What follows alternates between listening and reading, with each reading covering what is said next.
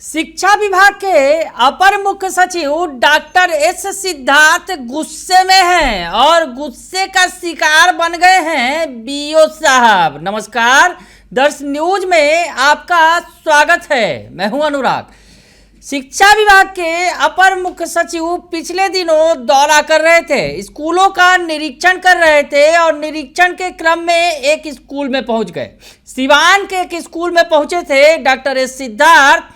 वहां स्कूल की व्यवस्था देखकर कुपित हो गए, क्रुद्ध हो गए और गुस्से में आ गए। स्कूल में 14 में से 10 शिक्षक उपस्थित थे, 4 नदारद थे। स्कूल की व्यवस्था भी भगवान भरोसे नजर आई। उसके बाद एसीएस साहब का पारा चढ़ गया और एसीएस साहब ने सीधे सीधे प्रखंड शिक्षा पदाधिकारी पर कार्रवाई कर दी।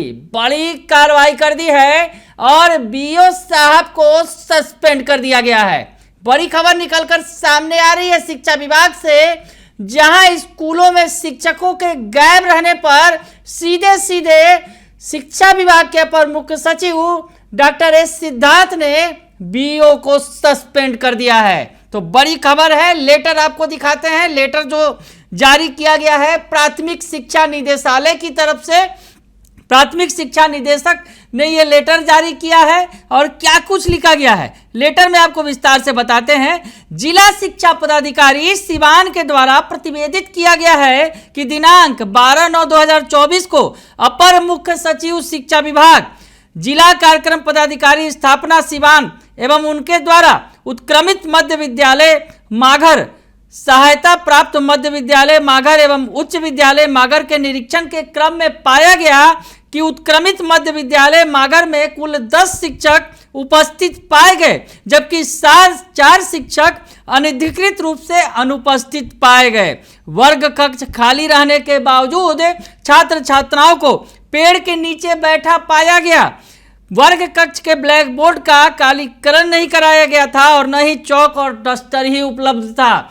तो सरकारी स्कूल की यह तस्वीर निकलकर सामने आई। एसीएस महोदय के सामने डॉक्टर एस सिद्धार्थ पहुंचे तो देखा कि स्कूल के जो बच्चे हैं वो रूम से बाहर पेड़ों के नीचे बैठे हुए हैं। ब्लैक बोर्ड को ब्लैक नहीं किया गया है, चौक डस्टर भी नदारद है। यानी स्कूल कैसे चल रहा है भाई, बड़ा सवाल खड़ा हो गया।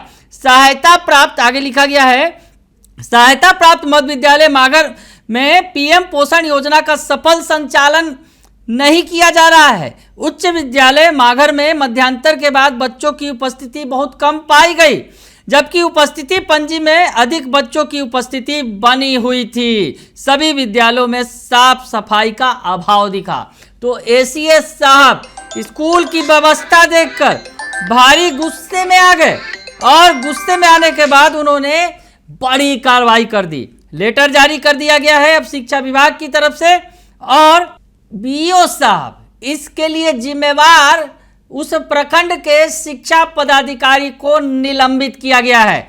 यानी आगे लिखा गया है, लेटर आपको बताएं कि इससे स्पष्ट होता है कि श्रवण कुमार प्रखंड शिक्षा पदाधिकारी भगवानपुर हाट सिवान के द्वारा विद्यालयों का सही ढंग से निगरानी एवं अनुश्रवण नहीं किया जाता है, जो सरकारी आदेश का उल्लंघन है। अतः श्री श्रवण कुमार द्वारा अपने कर्तव्य का समुचित निर्वहन नहीं किए जाने के लिए बिहार सरकारी सेवक वर्गीकरण नियंत्रण एवं अपील नियमावली 2005 समय समय पर यथा संशोधित के सुसंगत प्रावधानों के तहत तत्काल प्रभाव से श्री श्रवण कुमार को निलंबित किया जाता है। निलंबन अवधि में श्री कुमार का मुख्यालय कार्यालय जिला शिक्षा पदाधिकारी गोपालगंज निर्धारित किया जाता है।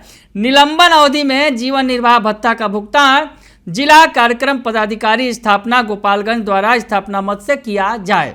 और आगे लिखा गया है, श्री कुमार के विरुद्ध प्रपत्र का अलग से निर्गत किया जाएगा। यानी बड़ी कार्रवाई कर दी गई। स्कूलों में व्यवस्था दुरुस्त क्यों नहीं है, एसीएस साहब को देखकर गुस्सा आ गया।